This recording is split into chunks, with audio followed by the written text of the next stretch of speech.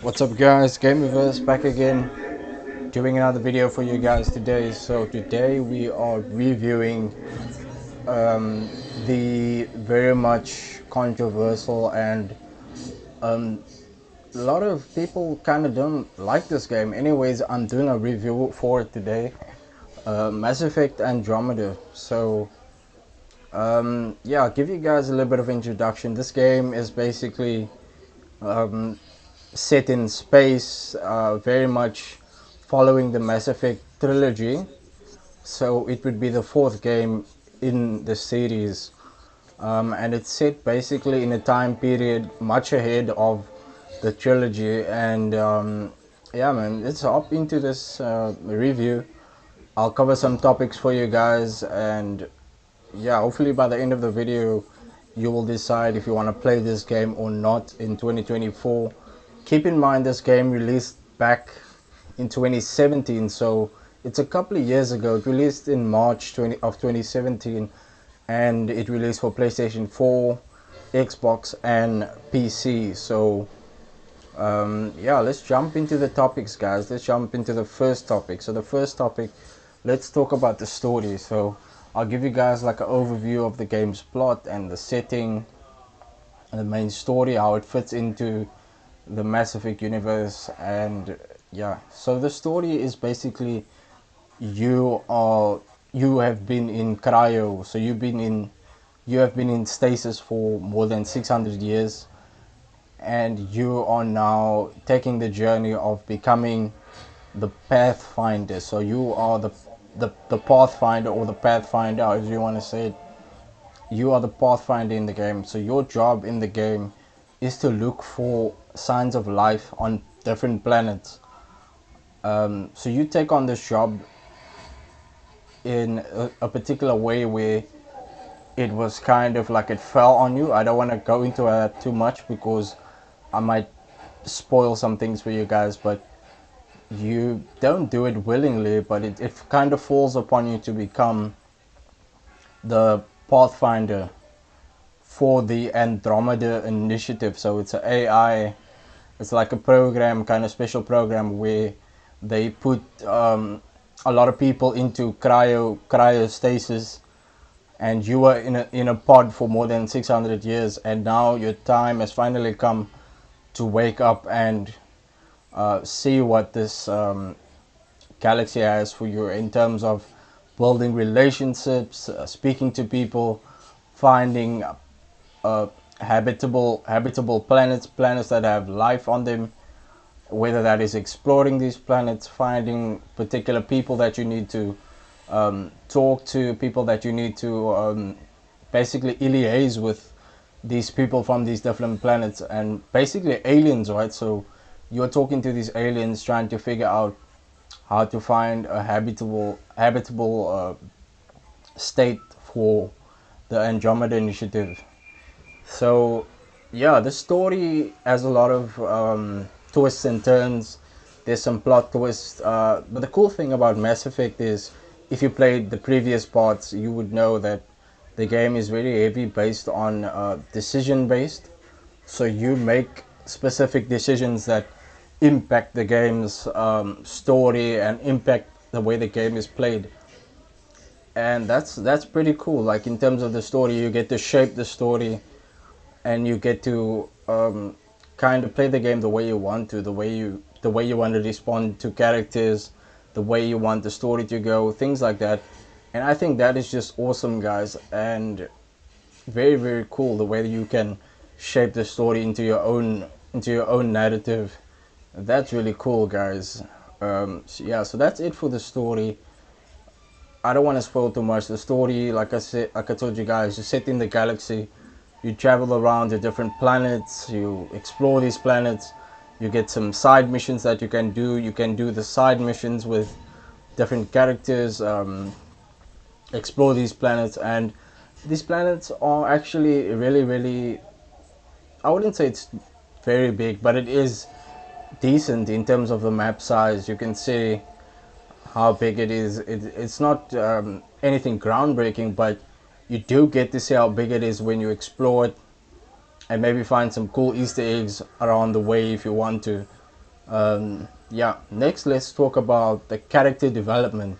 I feel like we kind of touched on this a little bit in the story topic. In comparison to the character depth, there's a lot of interaction in terms of talking with these different characters, befriending them.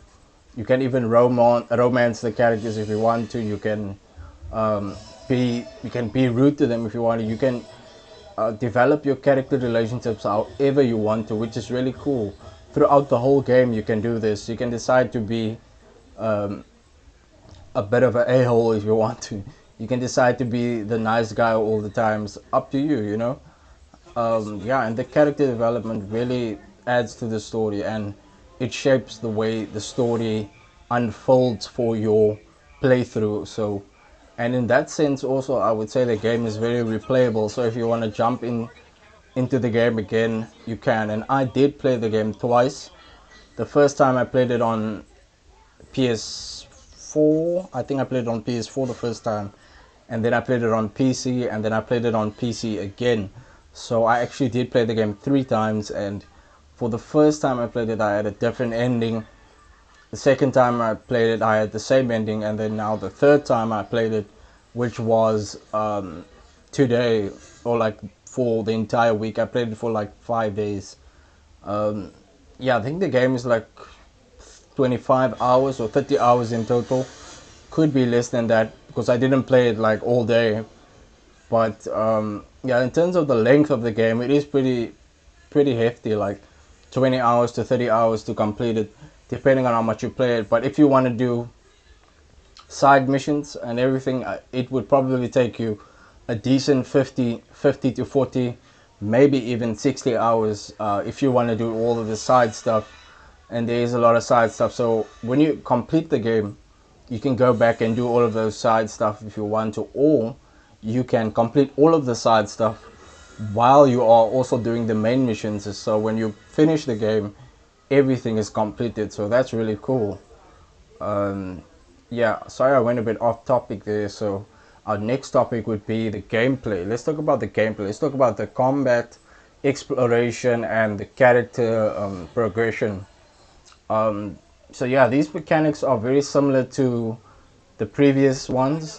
Just a little bit of key changes, but it's quite similar to the trilogy, the Mass Effect trilogy. And I would say, in terms of that, it's like the combat, which is quite similar. You know, you got gun shooting, you got you're shooting aliens and things, and then also you got different moves that you can do. You've got different skill trees that you can upgrade, and you can use that in combat also. And also you get companions which you can select before you land onto a planet. So if you embark on a planet, you get to pick what companions you want to use for that specific planet. And once you pick those companions, you can't change it unless you go back to your ship. So when you play with these companions, they even have upgradable skill trees, so you can upgrade them. Yeah, so if you get used to playing with a particular companion, you get to play with two companions. So if you get used to those two companions, you can upgrade them and use them all the time if you want to. So that's really cool. Gameplay mechanics, like I told you guys, the combat is solid. It can feel a little bit finicky, but it is overall it is really good. The combat, I enjoyed the combat. I enjoyed shooting, and I also enjoyed the different skill sets that you could use. You can use concussive shots. You can use biotech. There's a lot of cool biotech things that you can use, which is really cool, and it holds up in 2024 in my opinion. I would say it holds up in 2024, and the game is years old. And if you've never played this game, I feel like the combat, the gameplay would be very solid to jump into for a game that came out all the way back in 2017. So yeah, next let's talk about the graphics. Graphics for this game, I would say it's good. It's actually surprised me. Like I feel like they've updated the game throughout since 2017. They definitely updated the game, gave it some updates, some patches, and they updated the graphical style and the art style. Um, Yeah, I feel like there's even some mods that you can download, but even without these mods, I would say that the game looks really good. I was able to play the game at ultra settings, and I got like 50 frames per second, up to 60 frames sometimes, and the game looks very nice. Like the skylights, the planets, the lighting on the planets, everything look really sharp and clean, and sometimes it feels like you're really on those planets in space. Yeah, so I would say it holds up in 2024. If it's not going to be like jaw dropping in terms of the games that we play today, it's not going to be on that level, but it's going to be quite good. It's going to be really good in terms of playing a game that's been released years later. And like I said, if you have a PC, you can play the game on ultra settings. Unfortunately, for people who have the game on PS5, I don't think it's been updated for PS5 or Xbox Series graphics yet. So you'll have to play the game on PC if you want to play it on these enhanced graphics, and you can add some mods like I told you. Yeah, so that's it for the graphics, guys. Next, let's talk about the technical performance. Um, Technical performance holds up. I didn't experience any bugs. Like, I know when this game came out back in 2017, there was a lot of bugs for the game. You had people's faces popping out of their heads, things like that, falling through the air, infinite jumping, things like that. But now in 2024, it's actually a smooth experience. Like, it is a really smooth experience. I didn't experience any performance issues. I ran the game very smoothly on my PC, and I did not receive any technical problems. And yeah, that's what I have to say about the performance. Like I told you guys, very smooth experience. Um, I can't say the same for PS4 and Xbox One, but you can go ahead and check it out for yourself. You can download the game on Xbox Game Pass, should be on PS Plus also, and check out if you experience any performance, technical performances that like bugs and things like that. So yeah, sound and music is our next topic, guys. I would just evaluate the game's soundtrack. Then, Dad, We'll get through it. We always have. they said you're the Pathfinder? Dad's idea. From the sounds of it, you're going to need all the help you can get. Careful. No way are you fit for duty, miss. That stubborn skull of yours needs a chance to heal. Says who?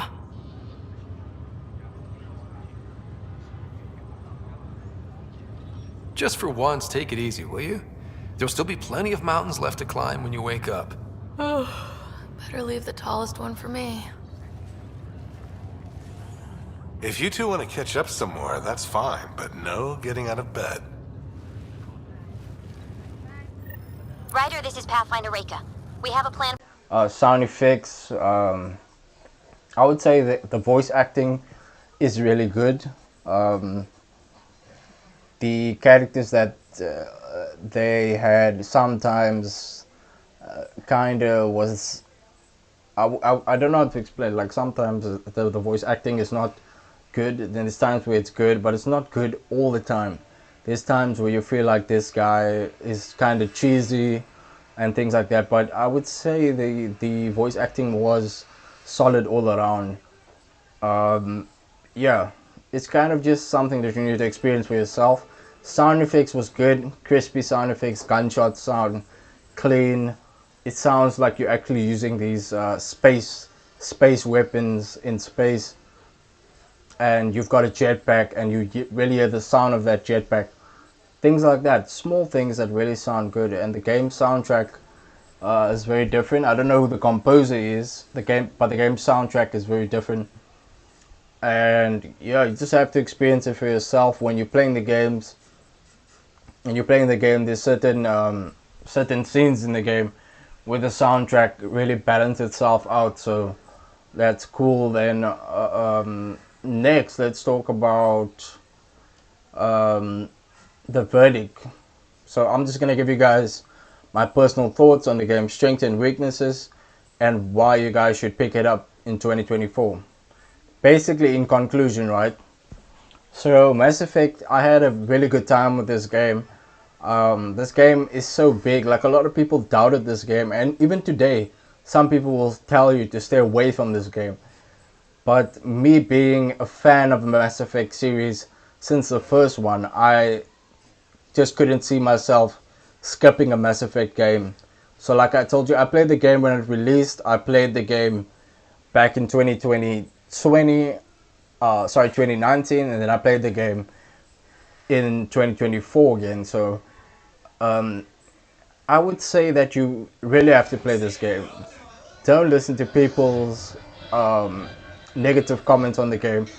Sometimes it will feel like the game has so much to offer and you don't know which direction to go. But what you can do is stay on the main missions and then take your time on the ship, because you get your own ship on the game as well. And then you've got like a little email terminal, and you get emails in real time to help allies of you, and you can go and chat with them. You can go and work out strategies. You can mine on planets. There is just so much to do in this game. And in conclusion, I would have you guys really check this game out, give it a try. And if you like space games, if you like games that's all about space, and if you like games where you can make decisions and where you talk to allies and things like that, just basically games where you can interact with characters, this is definitely a must play in 2024. Even though it came out in 2017, like I said, definitely give this game a try. And thanks guys, that is my review for Mass Effect Andromeda in 2024 on PC. And I did cover a little topics in regards to PS4 players and Xbox One players. Like I said, the game didn't receive an update for PS5 and Xbox Series X. So yeah, thanks guys for watching this video. If you like this video, leave a like. If you have something to say, drop it in the comment section. Thanks for watching guys.